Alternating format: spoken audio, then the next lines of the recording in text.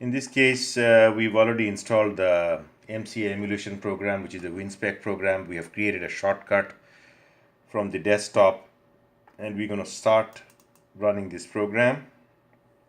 It should come up with this green menu in here.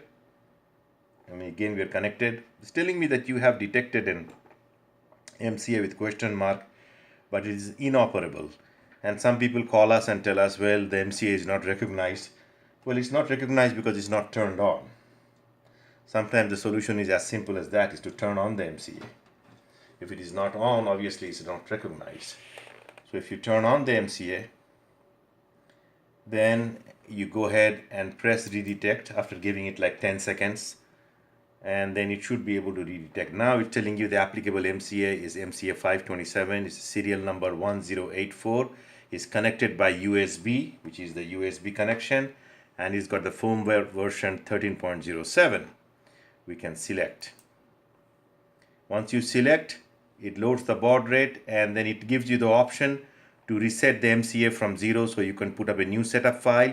If you are going to detect this MCA just for the sake of tweaking something, then you should not reset the MCA all over again. In our case, we will reset the MCA because we will show you how to set it up from 0.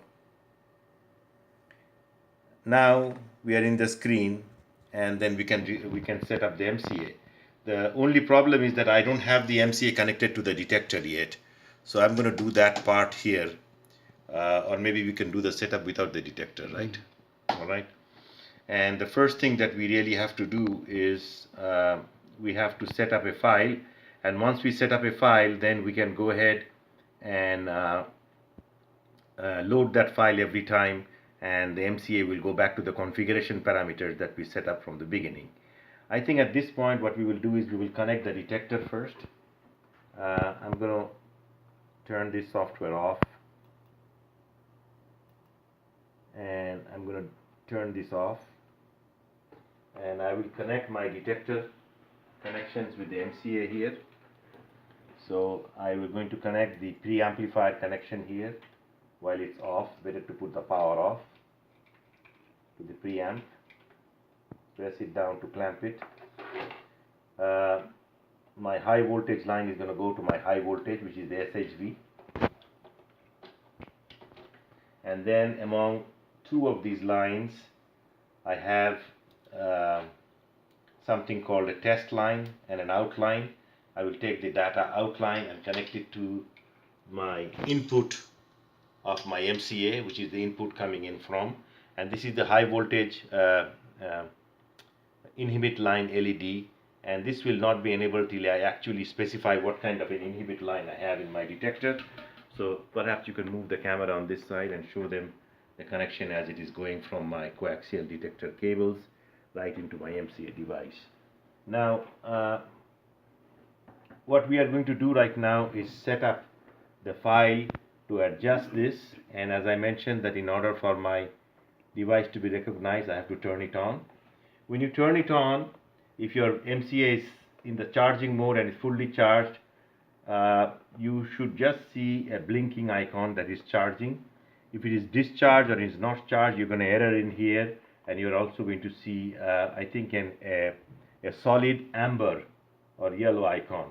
The on button keeps on flashing, means that it's not collecting any data, but it's on. The high voltage button is off in here in this case because I have not enabled the high voltage. We're going to go ahead and open the software again, and my MCA is turned on, so it should recognize the MCA. It did. I'm going to say yes. Go ahead and reset the MCA, and I am connected with my my detector. And one of the things that you will notice is that if your detector is cold and if it's already set up to the inhibit line of this particular type of detector, then your green LED light in here is going to be on. And the way you can see that is by turning the light off. Sometimes you can see the green LED light is on, which means my detector is fortunately still cold, although my liquid nitrogen level may be a little bit on the low side. The first thing that I have the option is really to go to a setup, and I can read a setup file. Now in our case, we will give you a setup file for your detector that is going to come with your flash memory or your CD. So in your case, only thing you have to really do for your particular detector, if we have supplied your detector along with the MCA, is to load the MCA setup file from the setup files and the configuration file that we provide. If you did not get a detector from us and you're setting this MCA up from zero, unfortunately you have to go to the trouble of setting this file up from zero. In our case, we are going to do that by using a cobalt 60 source on the detector, and we'll take some data and then we are going to set this file up from scratch. So here we are going to cancel out, and then I'm going to go into the setup mode right now, and the first thing that I will set up is my MCA. And the number of channels, that's maximum number of channels that's allowable in this MCA is 16,384. There are a couple of parameters that we give you some guidelines on, because this is a very advanced MCA. It has many parameters to set. So we are going to give you some guidelines what to use. However, if you are an expert and you know what you are doing, you may be able to set this up. The second parameter is threshold. In this particular setup, I have one of our engineers, Mr. Daniel Cristanto, helping me with the camera here. He is also familiar with the setup of this system in here, and he will recommend what values we should use. Daniel, do you remember what values we use? 0.5. 0.5 is a good number. The LLD is the setup for the lower level discriminator of the MCA channel, below which you are not really interested in, because 20. at a LLD value is the lowest level beyond which it will cut out the noise. So we really never want the LLD to be zero, because it will pick up some noise at the electronic noise at the zero channels. Normally for a 16,000 channel, we recommend an LLD value of 20. And the upper level discriminator is the cutoff point for your upper level beyond which the MCA will not see any data. Here you can use the maximum number of channels allowable, or a little bit less than the maximum number of channels. I normally go with no more than 16,800 channels. Good number? Yeah. 16,300. Yeah, 80. 380. Okay, that's the good. The ADC input should be shaping, and then we should accept it. Yep. Now I will go to the setup parameters of the amplifier, which is the most complex part in here, because this amplifier has many parameters. And again, we give you this file with the necessary optimum setup parameter for your detector, and you should not have to go through what I am going through right now. But as a cursory note, we understand that sometimes you may want to understand the system yourself, and you may want to set up your new setup file. But I will caution you that if you don't know what you're doing, you're going to distort the settings of the MCA, and you might end up with a situation where you'll call us and tell us that the detector is broken or the MCA is giving bad resolution, whereas the real problem is really the setup parameters of the MCA. In this amplifier setup, they are telling you what should be your codes gain. Maybe 20. 20 is a good number for us to set up based on the kind of analysis that we have done with the radionuclides that are of interest to us. And 0.6. And we have actually, we recommend for a startup value of 0.6 for the fine gain. The shaping time, you have to understand that if you have a very high counted application, then you should have a fast shaping time, because you want to get as many counts through the system. But if you have a low counted system and you have a very fast shaping time, then what happens is you really distort the resolution. So for the medium counted applications that we're encountering right now using check sources, I would say a shaping time of about what, 3? 3. 3 is a good number.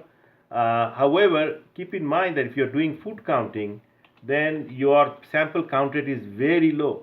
In that case, you can have a longer shaping time. Usually a longer shaping time translates into a better resolution. Again, many of these parameters that you're dealing with right now is not going to be necessary in a manual analog MCA, which is what I recommend for a low count rate application.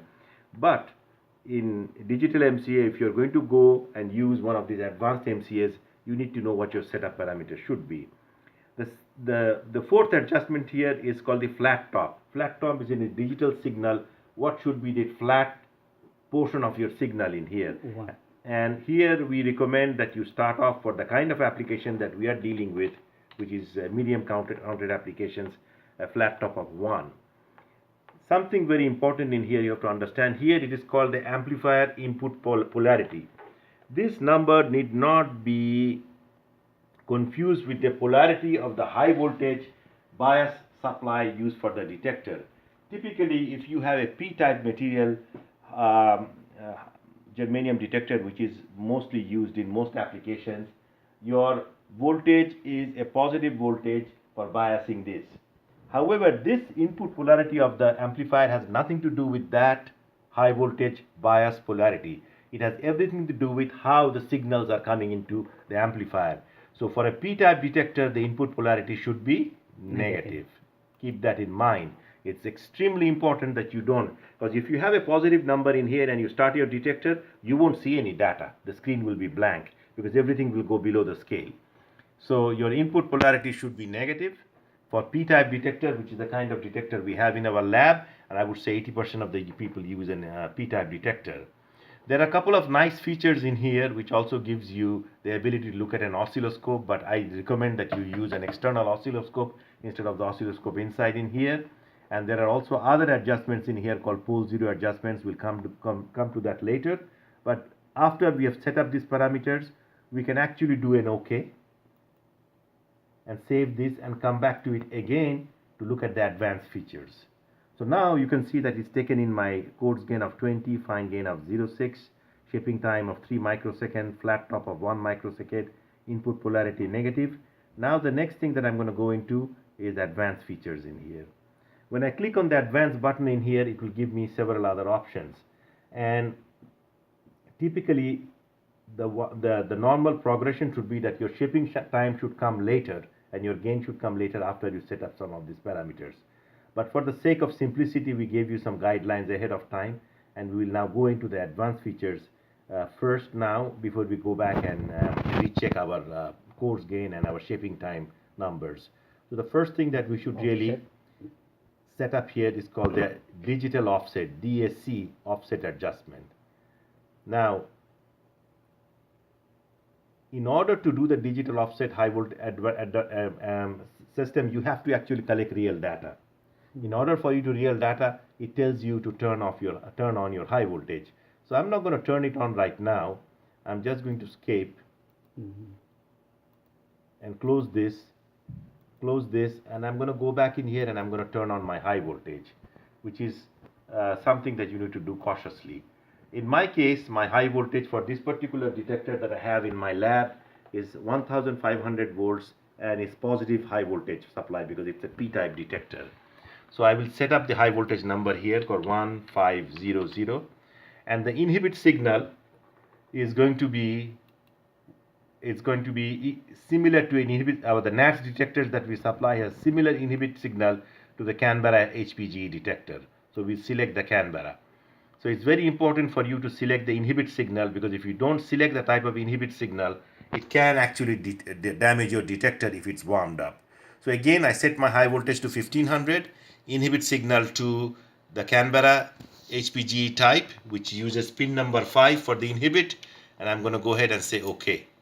And as you do OK, you can see in here, the red light comes on and then it goes off as ramping up the high voltage. Your high voltage should start flashing in here on your MCA high voltage LED, and once it's flashing means is actually ramping up the high voltage.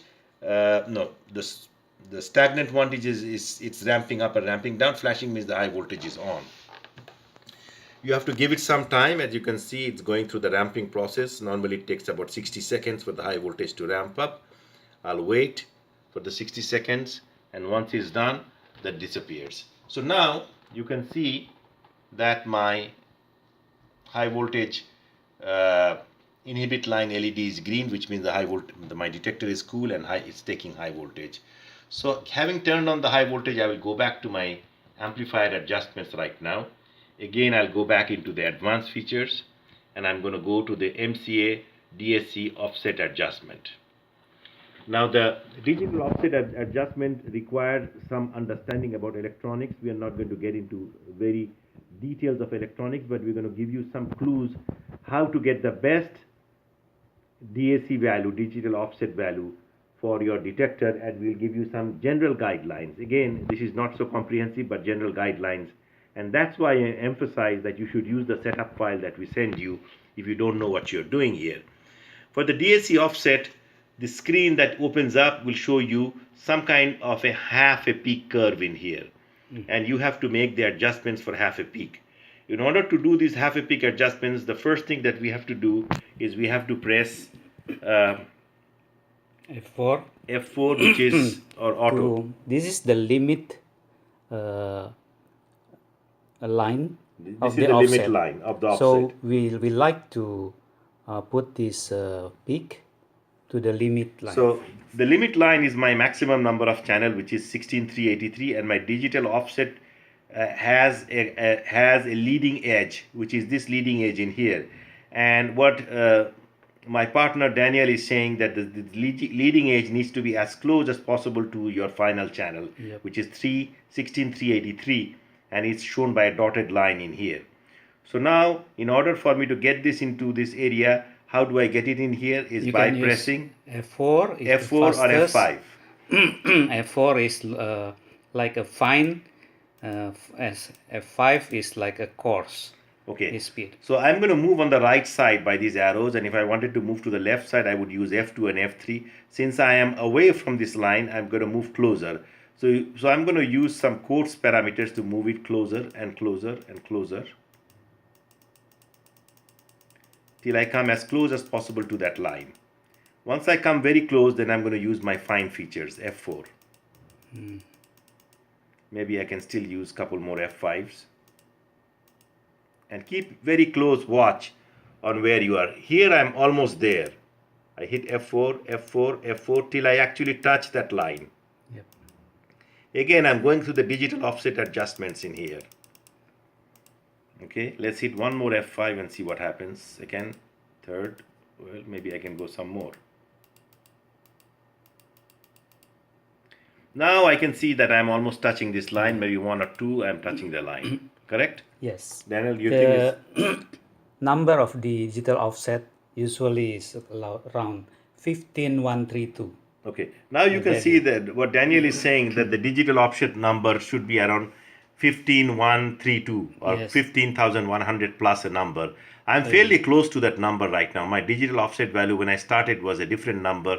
Now I'm at 15125, which gives me also the clue that I am fairly close to where I need to be. I'm going to press a couple more F4s. And then set auto. And couple more, and I have come to about 15134, maybe one more, and I'll leave it here. What do you think? Yeah. And then after I've set come as close as possible to this line, what's the next step I need to Auto. do? We need to press the auto function in here. Again, the top screen in here is F2, F3 to move on the left side. In case I overshoot and I go on the right too much, I can move back on the left. And if I have to go back to the right side, I have to go F4 and F5. And once I come to where I need to be, then I hit in the lower bar in here the auto function. Okay, and it goes through some setup. I can hit the auto again and let it do some real adjustments by itself. One more. Yeah. Looks is okay. It looks okay. Yeah. If it's okay, then I'm going to hit F11. F11. Yes. And this will save my digital offset number to a figure that it thinks it's the best possible adjustment for the kind of setup that I have right now. Yes. So I've set up the digital offset now. The second parameter that I have to set up is the trigger filter. Is that right? Or pole 0. Or the trigger filter, which should be first. Okay. Okay. The trigger filter or the trigger threshold setup, just leave it as default, as calculate threshold with level 5 to 100. And then we go to trigger filter. And the number actually is going to be a number that has to be found out the best for your detector. For our detector, we know the number is about what? Minus 1, 0, plus 1. Plus 1. Okay, we select that. The third adjustment here is baseline restoration, which is called BLR. BLR number, again, the way to do this is to actually do a number and take a data. Do a number and take a data and come back an adjustment. And that's why what I'm emphasizing again, that this process can take several hours to set up your amplifier. That's why we set it up for you, but for the sake of this video, we are going to show you just the numbers we think is the best one. I think the number for our detector is what, about 116, but you can, if you want to adjust, you can start from the 132 Okay, and then and see how it is. move to the lowest one. Okay, how about the processor clock, 400 megahertz? Yes, Okay. it's remain like that. Okay, so let's leave it at 116, and then we can go into the pole zero adjustment. The pole zero adjustment is looking at the, one of the things I like to do is save what I have adjusted so far, so if I don't distort anything. Go back again to my amplifier settings. Again, I go to my advanced menu, and you can see that all the parameters are as I have set up. Now I will go to my pole zero. Pole zero is looking at the low energy and the high energy tailing of the peaks. And the pole zero adjustment is selected by clicking on the pole zero and then do an automatic PZ offset minimization. Yeah. And wait for it to the automatic. That means it's actually looking at the shape of the peaks, and it is recognizing how the pole zero is working. Now, what we usually do is we let it do by automatic offset minimization, and then what we suggest is that you go just a little bit on the left side to a negative value of what, Daniel? 7 millivolt. 700 or 7? 7 milli. Okay, that means we have to go 7 times. That's right. Okay, 7 times after the auto PZ offset minimization. Yes. Okay, let me do the auto PZ minimization again, and it selected a value of 886 It's always millivolt. around that number. So 1, 2, and then the zero offset becomes negative, right? Yes. Go till the zero offset becomes negative. No. Now negative 1. Yeah. That's around 7 click, means 7 millivolt under the first value. Okay. So can I accept this now? Yes. Okay. Now, there was also a place where I could actually see the spectrum, but we are not going to see that right now under oscilloscope. We will just leave it as is and see how we do. Okay. So I'm going to accept this. Okay. Now that I have set up all these things in here, what I want to do is I want to go ahead and start counting a data. Again, I put a cobalt 60 source in here. So usually the resolution of the detector and different important parameters is done by either looking at a cesium 137 source at 661 keV or the cobalt 60 source at 1332 keV. So now that we have, basically we think that we have the MCA just to about where we need to be, we can start counting a data. So it tells you when you start with the F4 button in here. Before I do that, there was something important you can see in here on the lower part of the screen. Daniel, if you can zoom really close and bring your... Here I have some information that my MCA 527-1084 is connected via USB. The high voltage is on and it's set at 1500 volts. The battery is 100% charged. There is no stabilization. Stabilization is not required usually for germanium detector. Stabilization is normally required for long count rates using sodium iodide detectors because the PMT heats up and the spectrum shifts. And now I can go ahead and start a count by simply hitting F4 here, or the function button, and it tells you what is the inspection number. We will say it is 1 and today's date, which I believe is what, April 1st? April 1st. Okay, 041. I think it will only let us do 41. And then we can say the inspector's name, SRM, and we can know the facility name. We can call it NATS lab, and so on and so forth. If you have some other information that you want to do in there, if not, you can simply go to page 2. Okay, and in here you can put something else. You can put the instrument code. You can put the computer ID, detector type. I can just say P type. Whatever, detector ID, you can put the serial number of the detector, so on and so forth, or you can go rightly into start. Once you go into start, you should see the accumulation of the spectrum come up on the screen. Here, as I mentioned, that I had put a cobalt 60 source in here, so I am seeing the characteristic 2 lines from cobalt 60 in here. and on the lower part of the screen is telling you the cursor position right now is at 0, preset time is 100, elapsed time is 28, and the way to move the cursor is to go and grab this dotted line on the left side and drag it to wherever you want in the screen. My highest channel is 16383, which is what I set up, and my lowest channel should be like 20 because my offset channel was 20. So here I can go ahead and move my cursor anywhere I want on the screen. In order to look at the quality of the peaks, one of the things I want to do is I want to look at the quality of my 1332 peak line in here. And in order to do that, I take my cursor approximately to the location where it's close enough. And then I expand by either hitting the function key F7 or clicking on F7 here. So when you click on F7 here, it shows you the peak location a little bit more closely. Since I am particularly interested in this particular peak, I am going to let it count for 100 seconds or maybe a little bit longer, and then I will draw a region of interest manually around this peak. And then what I will do is I will look at the resolution and the characteristics of this peak to see if my adjustments of the MCA and my detector is where it needs to be to get the optimum results. Now it's finished counting. It's telling me, do you want to make any remarks? I'm just saying I'm testing setup of amplifier and MCA.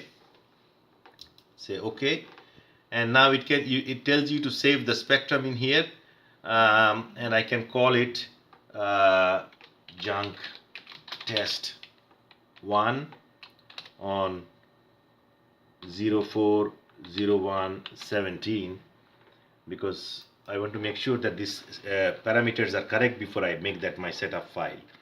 Now, in order for me to look at these peak characteristics closely, I have to draw a region of interest. The way I do the region of interest is I take my cursor bar on approximately the left boundary of the peak, which visually I can see is around here. I can press the shift button here on the keyboard, and then I can drag it to the right boundary of where I think the peak ends.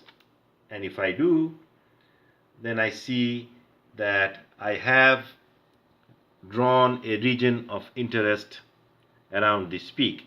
Now, unfortunately, when I drew the region of interest, it's calculating everything in channels right now because I have not calibrated my MCA. In order for me to go back into the KEV mode, I have to perform an energy calibration. Now, to do the energy calibration, typically, double click. Okay, if I unexpand, okay, if I unexpand in here, typically to do an energy calibration, I would like ideally to have at least 3 points, and I want a lower point in my spectrum in here. Otherwise, the estimation for the energy calibration curve is not so good.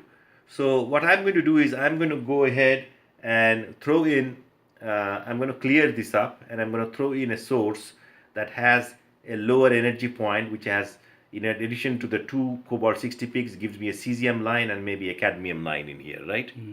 So I'm going to throw a different source in here, and I'm going to do the counting. Before I do that, what I can do is I can go to setup,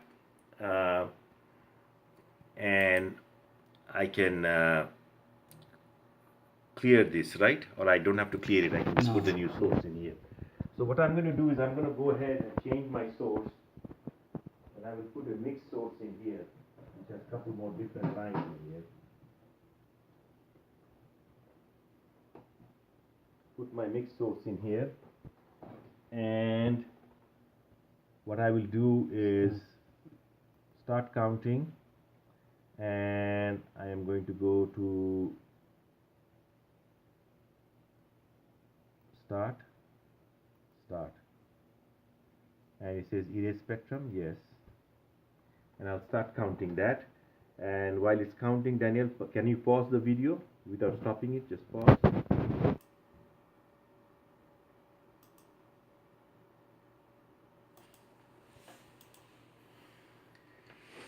Okay, now what we have done is, since the last part where we actually took a cobalt 60 source, we have actually put a mixed gamma source and we've gotten a few more lines so we can do an energy calibration in this part. So I actually put a mixed gamma source that has a cadmium peak which is around here. I know that from my source certificate, cesium peak and the two cobalt peaks. So I'm going to draw regions of interest around these peaks in here. I'm primarily interested in the 1332 keV peak, but I'm going to use these other reference lines to do a quick energy calibration. So the first thing I will do is I will go to my analysis and I'm going to do an energy calibration, and I'm going to do a graphical energy calibration. And I will do an energy calibration, and then the first thing, this window that comes up here will ask you what is the energy of your first energy peak. So here, do we have to draw regions of interest around it, or is No. it we don't have to? Don't have. So it automatically sees the first peak? Yeah, you have to drag this. Okay. So I have to cancel out. No, no, no. I have to drag it from in here. Yes.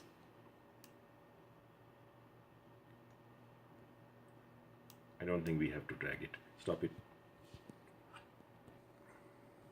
Yep. Okay. Now we're continuing on with the energy calibration in WinSpec of my MCA and detector. The way to do that is basically to go into a calibration mode in here and have particular lines in here. I'm going to select maybe 2 or 3 lines in here from my reference peaks for my calibration.